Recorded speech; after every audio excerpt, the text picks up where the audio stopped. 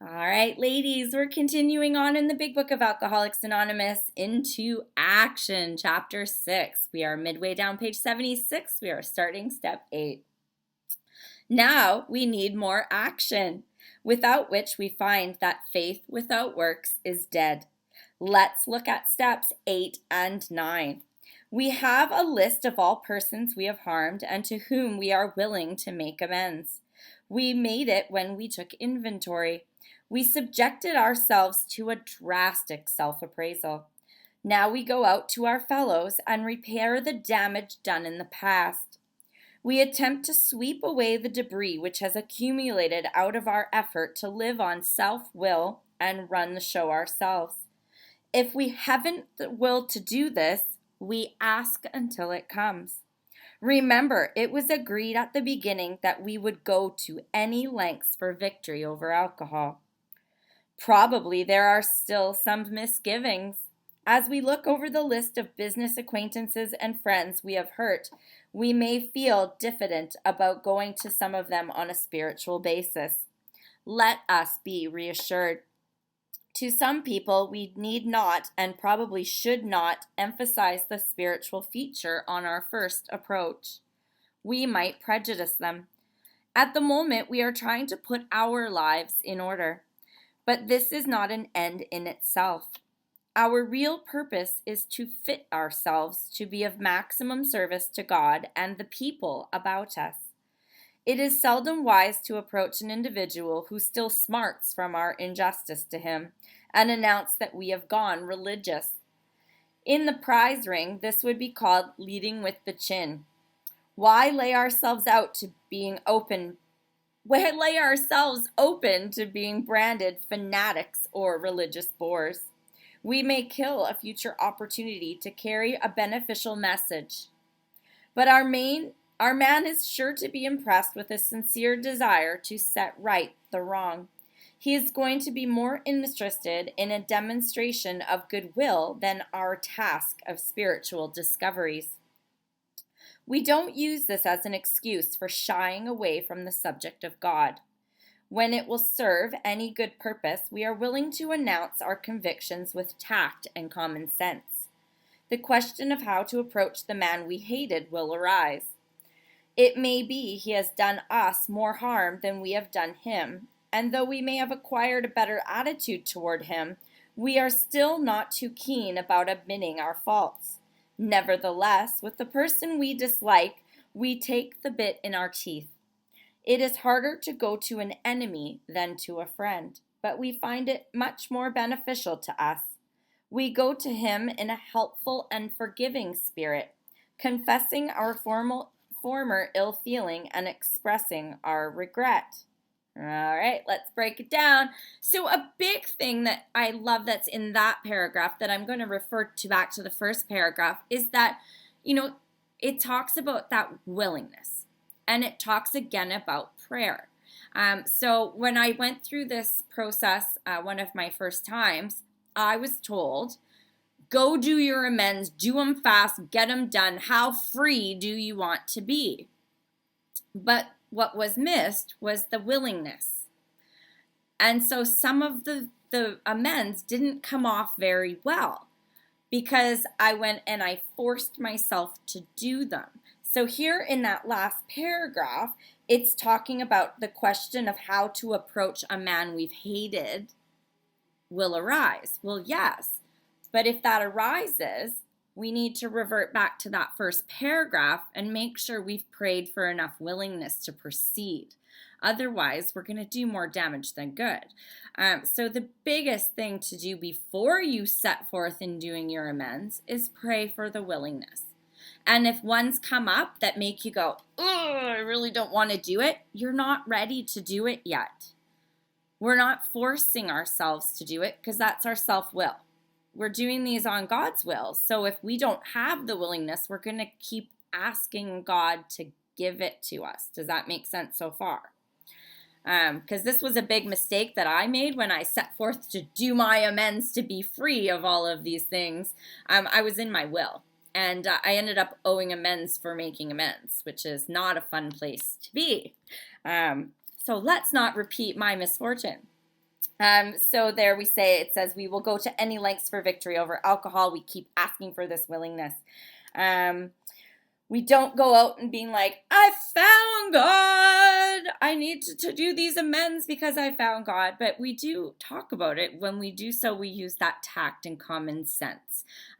We want to fit ourselves to be of maximum service to God and to others. So we don't want to push other people away where we won't be able to be useful to them going forward. And we certainly don't want to be religious fanatics. But yes, so the person we dislike, we want to keep praying for the willingness to do it. And it says it's easier to go to friends than foes. So we do those ones first because those are the ones we're going to be most willing to do. And as we see how those ones go off well, it helps us grow that willingness to do the ones that are a little bit harder. Marianne, before we continue reading. Hi, Marianne, alcoholic. I have a question. What about my ex-husband? I've always thought that he was the person that they say, but to do so would hurt them or others. Well, what about hurting me? Yes. He was abusive mentally, physically, and emotionally. And I believe that if I was to try to open up and do this with him, it would be more damaging. Absolutely. Than just praying for him. Absolutely. So this is where that willingness comes in, because that is raising that, that antipathy right here where you're like, ooh, it is. You are included as in that statement of when it could do so injure us or others. It's us, right? We don't want to hurt them or others. And so those are the ones we pray for the willingness, because we are willing to do all amends as they arise on God's time. So if I am not willing to do it yet, I'm going to keep continuing to pray for the willingness, because as I pray for the willingness, I continue to grow along spiritual lines, but also I don't know what God's doing in the background with that other person. So that other person could be put in a situation that maybe the timing will be right later on, and then you'll have the willingness to do the amends. So I'll give you an example. I had a roommate in high school, just fresh out of high school. She was my first roommate, and we lived together probably for 4 years in my early 20s, and I was a horrible roommate, and I owed her an amends. But she is someone who would have thrown it back in my face. So I kept praying for the willingness. And I kept praying for the willingness, and I kept praying for God to make the opportunity to make this amends to her. So a couple years into my sobriety, I have my business, and I'm at a fair, and her sister came and bought something from me. So her situation had changed so much that when her sister posted on Facebook and tagged me, she commented in the thing, "Wow, look at Worlds Collide." So because in her life, she had watched her sister go through recovery, she now sees that I have had that same situation. So she was more compassionate to my situation. So the tide had turned when I was able to call her to make the amends. She understood more about alcoholism and addiction, so it went off really well. But had I called her before any of that had happened, it probably wouldn't have gone over very well. So this is how we trust God's timing, because he does some pretty miraculous things. While we're praying for the willingness to make the amends, the other person could be going on a journey that's going to bring us together where that amends is going to go off without a hitch. Does that help? So if you're not willing to do it and you feel he's going to still smart on your misfortune, we pray and pray and pray and pray. I'll pray. Pray. Because God works these miraculous things. Christine. You got to hit, you're on mute. There you go. Yeah, not fast enough. Hi, I'm Christine. I'm an alcoholic. Great to see you all. I was reflecting, and I was thinking about my first, fourth, and fifth, and then there was this amends I had to make, and I wasn't willing to make it. And pray to be willing and this and that. And then I started thinking, well, did I clear everything out? Is there a resentment still attached to it? And guess what? I had a clean house, but as you go along into AA and you grow, you become more conscious, and then you realize things that you didn't realize maybe even 6 months earlier. And I realized that I had to go back to this person, to that resentment, and I had to clean that out, and then do the fifth step again on it, and then it was easier for me. Then eventually I was able to. So I just wanted to say, if it's really sticky, maybe look back and see, is there still some cleaning house to do on that particular person? Absolutely. I am so sorry if you can hear this landscaper. I don't know why they come every time. But like Christine said too, and it's miraculous how this program works, is while you're praying for the willingness to do things that you're not willing to do, and you're working with other people that are usually a reflection of you, things tend to come full circle, and you see things you didn't see before, and it makes it easier. Jenny D. Oh. Okay, I think we're good. Hey, thank you, Kim. Good morning. I'm Jenny. I'm an alcoholic. This question of when to make amends, I'm just going to share something that was taught to me when I was going to say young, but young in sobriety and young. That probably a lot of people know, but in case someone doesn't, man, it worked like a hot damn for me. Because I knew there was some that were going to be easy, my sister, whatever. There were some that were going to be tougher. And there were two that I said, yeah, I don't think I can do those. I do not think I can do those. So my sponsor, who took me through this the first time, said, oh, don't worry about that. Instead of making one big long list, make 3 lists. You got your people you're going to do right now. You got the ones that are tougher, and then you got the ones you're never going to do. So don't even worry about them, because you're never going to do them anyways. Okay, so I bought this hook, line, and sinker and said, good. And I did the easy ones, and then now pray on the second column. And by the time I got there with prayer, second column they shifted into people I can do right now. And those 2 I was never going to do. One took 6 years, but it was done. And the other one didn't take as long, but it was done. And I was ready when God made me ready. So I was really afraid of those 2. But as soon as I was told, don't worry, put them on this column and don't think about them, but keep the list. So that's how it worked for me. Thank you so much. And for some reason, your share brought up my ex-husband. I don't know why. So a question is always asked about what if people have passed. So I was never able, because like I've told in my story, I just got chills. I started this process this way the day after my ex-husband had passed. So I would never have been able to make the amends to him because he had already been deceased. So there's no hard, fast rule about it. The person you consult is God. Ask him for strength and direction on how to make the amends. And I ended up having a dream, and it was the most real, vivid visitation dream. And when I woke up, it had been lifted from me.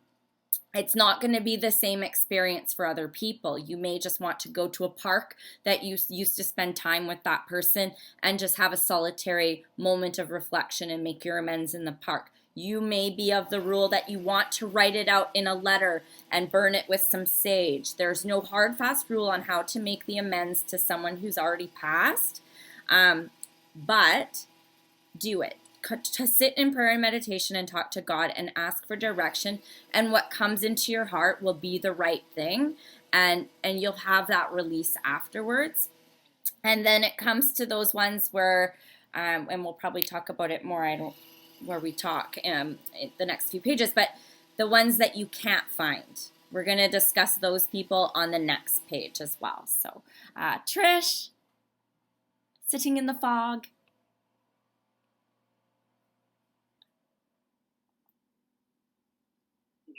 There you go. Thanks. I'm Trish and I'm an alcoholic. I'm so happy to be here today.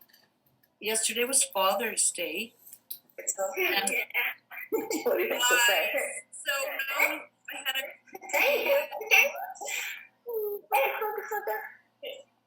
And when Daddy comes. Hello? Hang on one sec. I just had a There few we go. FOMOs because all my kids went and seen my former husband, and it was very light and it wasn't nearly as hard as before. But for my dad, I know I owe him amends, and he's not here. He's in heaven. And I thought about him a lot yesterday, but now that you guys are talking about the amends, it will be easy for me to do it to my dad, but he was never on my list in past ones. But I know now that I'm glad to be here on a day right after Father's Day because it's God's timing. But the bit in our teeth totally reminded me about 50 years ago. I had a little horse called Brownie, and I was just a tiny person getting on and off this horse bareback. And he used to have this trick about he just flip his lip until he got the bit in his mouth, and then he would take action, and he would just like take off on me, and I was in really big fear. But this whole image in my mind made me think about putting the bit in my mouth and taking action, and exactly like my little horse Brownie did. Anyway, thanks for listening. Thank you so much. And a question was asked to me privately in the chat about children. So it depends about the age of your children. We always want to keep it age appropriately. And for young children or children who could be further harmed by your amends, the living amends is the absolute best way. Walking and showing the new way of life. And, and just keeping it age appropriate, and it comes to the willingness to make any and all amends. So you'll feel it. It just happens. If it's not feeling right, it's probably your will, not God's will.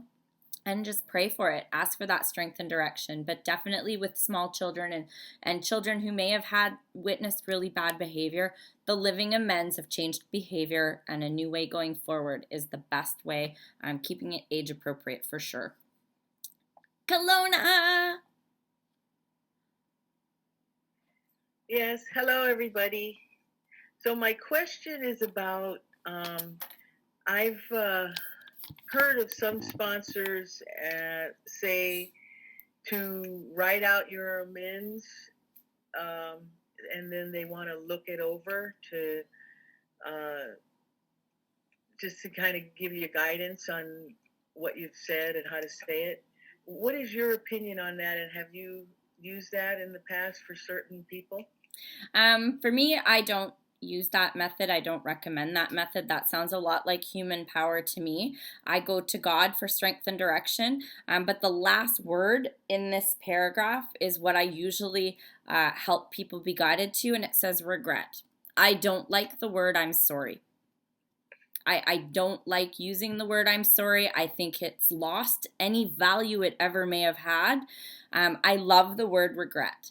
And I do talk to people and help counsel them through wording, and I always use that word regret. And it can be as simple as, you know what, Jenny, I really regret the way our relationship ended. I regret the way I acted. I regret the way I treated you, and I regret some of the actions I took. I'm trying to make an amends for that behavior and just go from there. But I don't like the word sorry. I think it's an empty calorie word, and I think that it doesn't really take much ownership of the situation. And I think the word regret makes the differentiation between who I am now and who I was. I deeply regret the way I acted. I deeply regret the things I used to do. Am I sorry for them? Of course I am. But sorry is a cheap and easy word. It's lost its value. With the writing of the letters and going over them, I go to God for my strength and direction, and I speak from my heart. If I'm writing a letter, it's from my brain and it's human power, and I'm not a huge fan. But I do believe in letters if someone's passed, personal, you and that person with God. Yeah. So you're saying, so I would, for a sample, I regret the past hurts that I've done to you when I was using and drinking. You don't have to be specific on Well, those. was it like, because there's some different things. Hurt's pretty generic. So I regret my behavior. I regret the way I treated you. I regret the actions I took. I regret the way I acted in your presence. Like, to say hurt is super generic. Okay. Yeah, so you try to be a little more specific.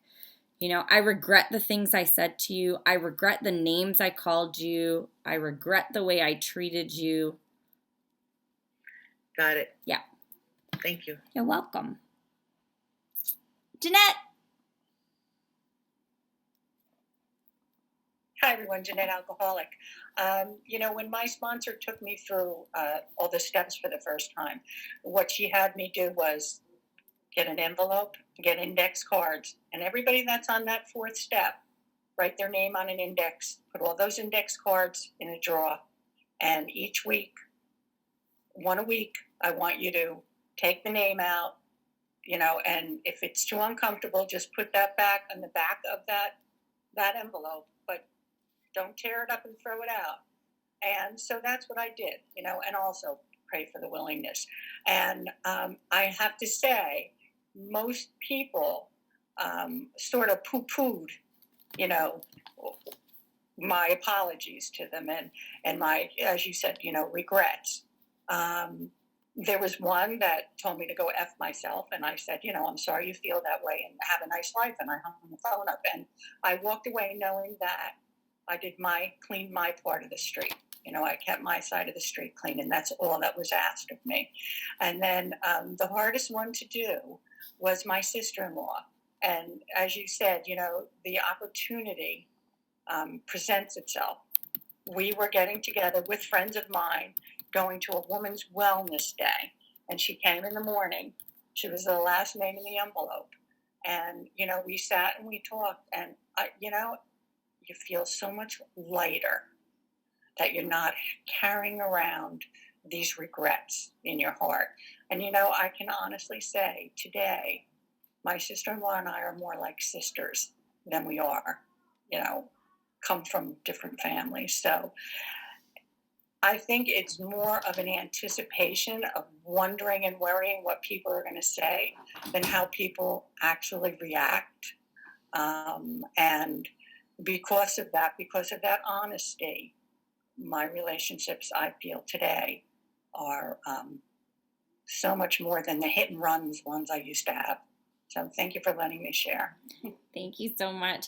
And you got to remember, like, this is our process. Like Jeanette said, we are cleaning our side of the street. Like we said about something else the other day, I can't remember because my memory sucks, but what they do with the information, that's them. That has nothing to do with me. It's none of my business. Just like your opinion of me is none of my business. So if there's someone that's causing that anticipation and that anxiety in you, we also got to deal with the fear. So we're praying for the willingness. We're praying away that fear of judgment of what they're going to say back or what they're going to think of you.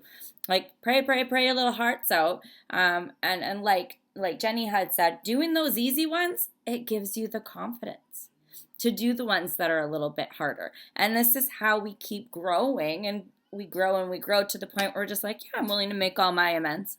And then you find you don't have as many to make because you're not messing up all the time. Kelly D. Hi, Kim. Hi, everybody. My name is Kelly. I'm an alcoholic. It's great to be here with you ladies. I just feel the spiritual axiom that we're all in this circle together all over the world. As far as the amends go, you brought up writing a letter to a person that's alive. And my sponsor went away to England and I got a great idea. And my good idea was not a good idea at all. And I was pregnant with my first son. And, you know, me and this cousin, we were like sisters. We grew up together. I didn't have a sister. She was like everything to me. And, you know, of course, the crux of the disease is to push everyone away that loves you so that you can drink and die, of course. So I tried to write her this letter without the guidance of my sponsor. Boy, was it bad. It was bad. She showed everybody the letter. She started, you know, spitting venom and saying mean things. And then years and years and years passed. And then we had to go to a cousin's mutual birthday party for a child. And her daughter was getting a drink from the water fountain, and so was my son. And we just cried and hugged each other. And it was like so amazing. So like, I guess seeing someone in person is like the best bet if you can, instead of, you know, the letter. It came off wrong. It's like a text message. She doesn't know what I mean. Texting and sponsoring people is horrible, like, or emailing. So anyway, thank you so much for your service. Have a Thank great you day. so much. And that brings it up too, is that copy paste written by your sponsor text message.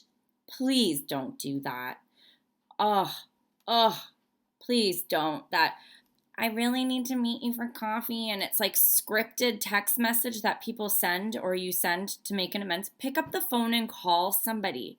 Like, do it voice to voice. Call them and be like, hey, Jenny, would you be willing to have 15 minutes to have a chat? Do you have time? I just wanted to talk to you about something. Don't send that scripted text message. Please, please, please. Melissa. There we go. Thanks, Melissa, alcoholic. Just thinking about how specific you need to be in your amends.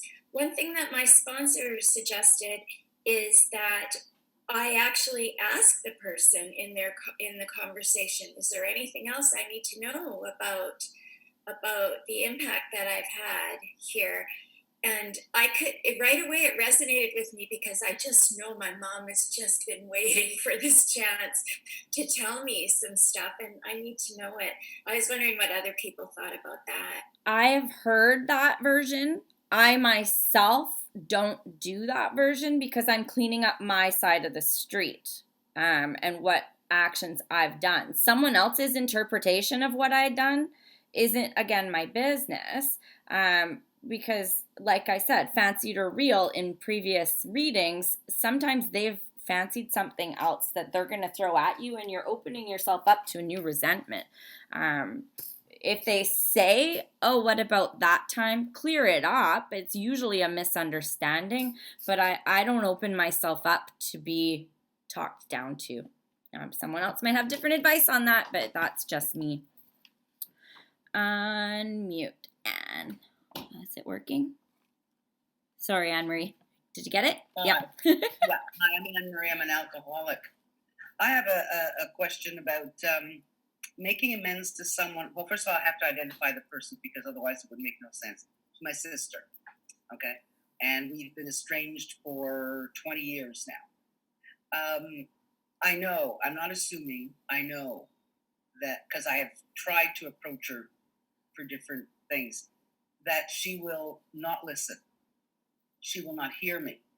She will not answer the phone when she sees it's my number. She will not open a letter that I send her. It'll come back, return to sender. How do I make amends to someone like that? I made one type of amends to her. I owed her money, and I paid her back. Okay? But I also owe her amends for behavior. And that I can't send her a check for that. We're going to talk about it on the next page. I think it's the next page. Okay. All right. Thank you. Yeah, it's coming up. Okay. And the answer to that other question is good too. Next page has got more. There's more. Okay. Yeah, no, we're going to talk about it. Stephanie. Hi, ladies. Stephanie, alcoholic. I just had a general question. So I'm so happy I'm hearing this right now, because I definitely did the copy and paste. Like, I'm really sorry, and it felt really disingenuous. But anyways, one was to my ex-boyfriend, who I just like spewed my alcoholism all over him. But he is a drinker, and I'm not going to say if he's an alcoholic or not, but possibly. Anyway, he then started trying to get back in my life and date me again. And I did that, and it was just horrible. And I ended up doing the same thing again because he hadn't really changed at all. And yeah, so now I guess I have to make an amends again. But it's just hard because I don't feel like he's in a sober place to receive it. But I still have to do it, obviously, right? Yeah, but it sounds like you're not willing yet. Right? Because this is one where you're torn and you're like, I'd just keep praying. Okay. Yeah, I would that one I would just keep praying, especially if you've already messed it up twice. There's something missing, so that one's keep praying for the willingness and the strength and direction, because if we're not sure, we always ask God strength and direction. Like for me, my ex in active addiction, I'm making a living amends to him. And like still for stealing the big book, I'm making a living and amends by passing on. Because there's ones that sometimes we got to be a little bit creative too. You know, financial amends to people that you can never find. There's things what we're going to talk about where you can make amends to universe and living amends. But if someone's in active addiction and you've already kind of buffed it up twice, kind of good to keep praying for direction from God. Because he'll guide you the right way, and he'll like give you that not right feeling, because you've got that feeling right now, because that's what it is. That's that feeling that you're describing, like you're talking, and that's that. I don't really know. You're not ready, so keep praying until that goes away. Okay, thank you so much. Yeah, Marla.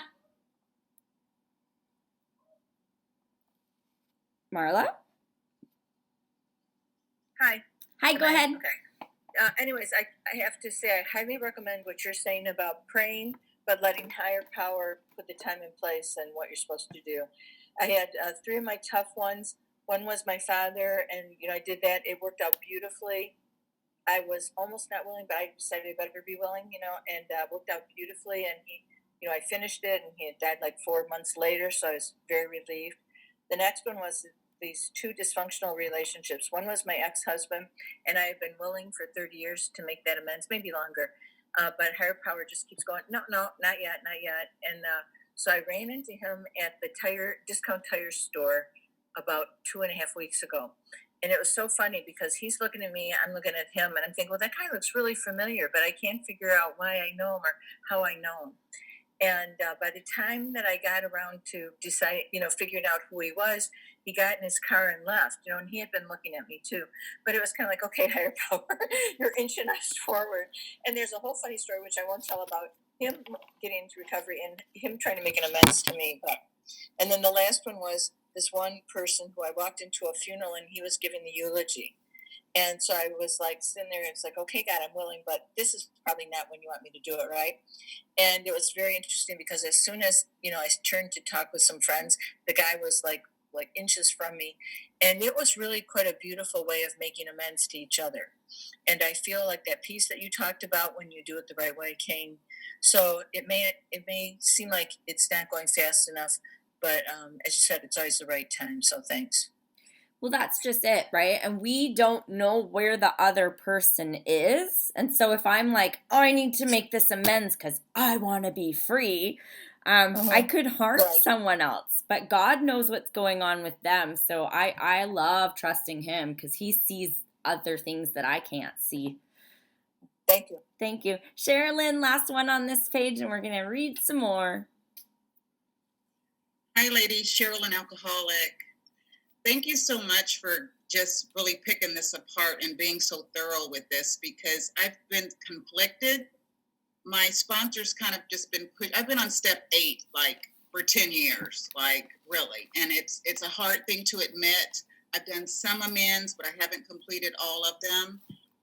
And the biggest one is my ex-husband. And so my sponsor's pushing me because she wants me to be free.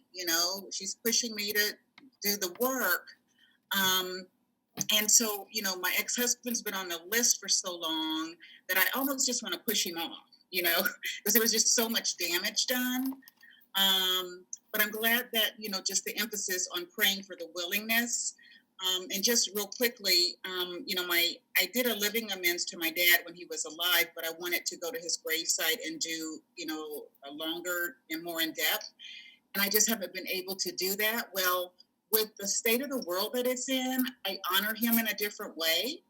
So I'm more willing, right? So today I'm hearing, just be patient. You'll be moved in your heart to do it. So thank you so much. Yeah, and I mean, it's okay to be stuck in step 8 because we should really be doing it forever. I am willing to make all amends. I am. Like, that's part of my morning 3 questions is, Kim, are you ready to do all your amends? Are you willing to do them? And I'm like, yeah. And I keep praying for the willingness to be willing to do these amends. So step 8 is ongoing. It's not a one and done. And it's like, okay, as they pop up, I'm going to make them. And I'm willing to do that because that's what the cost of my sobriety is. And it's amazing how they come up, right? And you're like, oh, you're funny. I always say that to God all the time because he's a funny fellow, right? And he puts things in my path and I'm like, I didn't see that coming. What else you got, right? So it's always just his timing is bang on. All right, let's see what more we can get done. 77. Under no condition do we criticize such a person or argue. Simply, we tell him that we will never get over drinking until we have done our utmost to straighten out the past. We are there to sweep off our side of the street, realizing that nothing worthwhile can be accomplished until we do so. Never trying to tell him what he should do. His faults are not discussed. We stick to our own. If our manner is calm, frank, and open, we will be gratified with the result. In 9 cases out of 10, the unexpected happens. Sometimes the man we are calling upon admits his own fault. So feuds of years standing melt away in an hour. Rarely do we fail to make satisfactory progress. Our former enemies sometimes praise what we are doing and wish us well. Occasionally, they will offer assistance. It should not matter, however, if someone throws us out of his office. We have made our demonstration, done our part. It's water over the dam. Okay, we're going to stop there because then we get into money. So this will be a good conversation to end us out. So there we have 2 answers a bit answered, 2 questions answered. So what do? We tell him our part. And we don't criticize them. We don't say, well, you were such a dick and you treated me like garbage. So when I left, I stole your big book and you owed me money. So I helped myself and took it, right? We're not going to blame him and then take our part. This is, I regret the way I acted. I regret the way I treated you. I regret the things I said. That's it. What they do with it is up to them.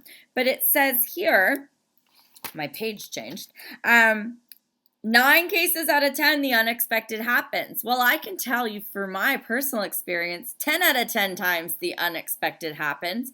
I have never had what I expected to have happen. Each and every time I've done an amends, the person has been gracious. Each and every time it's gone off better than I could have imagined. And each time the person has come back and been gracious and loving towards me. And twice somebody said, geez, I thought you would have been dead in a ditch. It's so nice to see you're doing well. Keep it up. Keep going. You're doing well. That is not the case. But when you do the process the way it's laid in the book and you bring God into it and you let him lead you, it works out better than you could have ever orchestrated. And then we answer Anne-Marie's question with those last 2 sentences. And it says, occasionally they will offer, no, it should not matter. However, if someone throws us out of his office, we have made our demonstration and done our part. It's water over the dam. So if I call you, hey, Anne-Marie, we want to get together and have coffee, and she never calls me back, I'm going to follow up just to make sure she got the message. Yeah, hey, Anne Marie, it's me again. I'm just following up to see if maybe we could meet for coffee. I am willing. I have made a demonstration. I have done my part. God does the rest. She'll call me back. She'll be like, you know what? You called and I never called you back and I'm in a different place. What's up? Yeah, I was calling to make an amends. Oh, wow. Right? You've done your part. Everybody's like, whoa. Okay. Questions, comments, concerns? Anne-Marie. Oh. Okay. There we I say I've called. Okay. Yep. And I've left a message because she saw it was my number and she didn't answer. Yep. Okay. And I double checked. Fine. If and when she does get back to me, do I just say, oh, I called to make my amends and that's it? Or do I go for the coffee and make my amends? Whatever it feels like is best. If she's Okay. ignored your phone calls for 3 years and she calls you, I would do it on that phone call because you might not ever get the chance again. Right. Okay. Right? Because the whole point is you are willing to make the amends if and when it comes up. Yes? Right. Then you've Right. done your part. Okay. The fact Okay. that she doesn't call you, that's on her.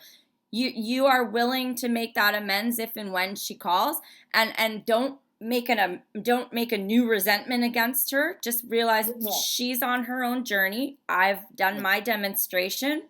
I'm willing to make it right when and if she enters my life again. Okay. All right. Thank you. Yeah. Thank you very much. Anybody else? I'm not going to keep reading because we get into finances and that's a whole nother hour. So let's keep talking this page. Perfect, Jenny D. Hey, hi, me again. When you just said about Jenny Alcoholic, 7 and 8 is not a one and done, right? It's not make my amends and whatever. I'll just tell you, yesterday I made an amends. I had to make an amends yesterday. And it took me 3 days of praying for the willingness to make that amends of something that I had done 3 days earlier. And, you know, I know everybody uses text now, especially the younger people. I never talk with sponsees about anything important by text. I want to hear the tone in their voice. I want them to hear the tone in my voice. And what I had done with this woman that I've been trying to help, who's been in, out, and slipping, I left her a text message against my better judgment about some things. And of course, because she's sober 4 days, she reads it as Jenny just freaking out at her. And when I read the text message, she didn't say anything, but I knew because I got a very polite, thank you very much for trying to help me. I don't think I need your assistance any longer, or something like that. So when I read it over, I went, you know what? This came off really harsh to somebody that's brand new coming back. But fuck it. I'm fine. You know, she'll be fine, whatever. It took me 3 days of praying for the willingness to phone her and say, you know what, I was wrong to do that. And I did, because I know not to say I'm sorry. I'm sorry is way too easy for me. I'm so sorry about what I did. And I just said, I really regret, number one, not the words I said, because the words were they were the truth, my truth.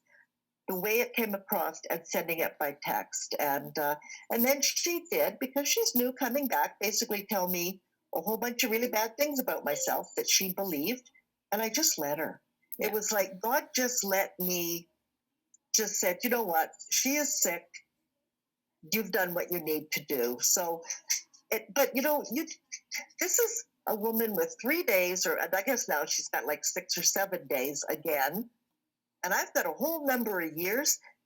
And that takes God to give me that kind of humility, because I don't have that kind of humility. So anyway, that was it. Yeah, and I mean, there's no hard, fast rule. Like, there is no rule. I have done one amends by text message because the person would have smarted and it would have caused a whole bunch of other stuff. But it was somebody, We had had a difference of opinion. And then I had actually had a conversation with my sponsor about something else. And in the conversation with her, a light bulb went off and I saw something from a different, and I made the amends because I am willing to make all amends. And it was just like, this is how I have to do it. Done. If I saw him in person, I know the type of person this person is, then it would get thrown in my face and it would be ugly and messy and it would cause more things to be amended for. So there's no hard, fast rule. Just don't take the easy way out. Is basically the point of saying no text messages. And because of what Jenny said there, and someone said earlier, text messages can be misread and it can go so sideways so fast. And the younger generation, they love screenshotting it and sharing it with people. And then it's like a big old mess. So let's just make those phone calls because it saves a lot of our asses. Marianne. Hi, Marianne, alcoholic. Just making the amends. I made amends to a friend of mine the other day. Happened to do it on a small boat. We had no place to go but jump in the water. But I knew we would be okay. But the point is that I started, and I didn't get 2 words out of my mouth before she apologized for her part of everything. And it was like we both made amends to each other and said, okay, let's go, back to doing what we're doing. And everything was fine. So sometimes it's, both sides, and it was easy. Yeah. So, thanks. And you didn't get thrown off the boat. Nope. That's good. Could have gone either way. Christine. Hi, everyone. I'm still Christina. I'm still an alcoholic. I was writing something down and I kind of forgot what I wanted to say. Oh yeah, I remember now. With these people that I'm sharing my experience when I did my 5th step, my 8th step. I had to pray because there were some people that I could not reach. I didn't know their names. They were just people passing, or people that I could not reach by phone, whatever. And after the willingness was there, 100%, I had to. I felt like even though I was willing, it wasn't complete just to call and leave a message and just leave it at that and say, okay, I'll wait till this person responds, and if she doesn't respond, oh well, I turn it over, and I stay open and willing if that person changes their mind. I did after soul searching and asking for guidance, I did write a letter down. I needed to put those words somewhere, put that energy somewhere, and I sent a letter. Never heard from the person. I don't know if this person read it, and I don't care because I had to deal with me. I needed to take those big, heavy weights and take it out of my stack. And really, this step for me is way more for me than it is for the other. Mm-hmm. And if the other goes and takes what she needs in that, fantastic. But I believe God has a plan for that person as well. And it's none of my business. That's right. So if it can help someone, thanks for listening. Thanks so much. And that's it. Like, there's no rule, hard, fast rule on how to do this. And the best person to go to is God, and just ask for that direction in every situation and it will come. Like, I've got some wild stories about amends that happened. Like wild stories where it was just like, there's no other explanation than God was just like, yeah, here you go do this one now. Like, how the person came back into my life. Like, I could never have found them if I had gone out and searched for them, and they came up, like, and it was just like, okay. And that comes from that willingness to make all amends as they come up. Leslie, good morning. Good morning, everyone. Thank you for being here. My father is someone who has chosen not to respond. Terrible alcoholic. I live in Denver, and he left the area in 1993. So to become willing, sponsors helped me write letters that I read to them. That was my start. And the softening of the heart started with that. And then I actually got a hold of him on a voicemail, and I left the same amends, short and sweet, and I left my name and phone number. And I knew he got it because I heard his voice. It was him.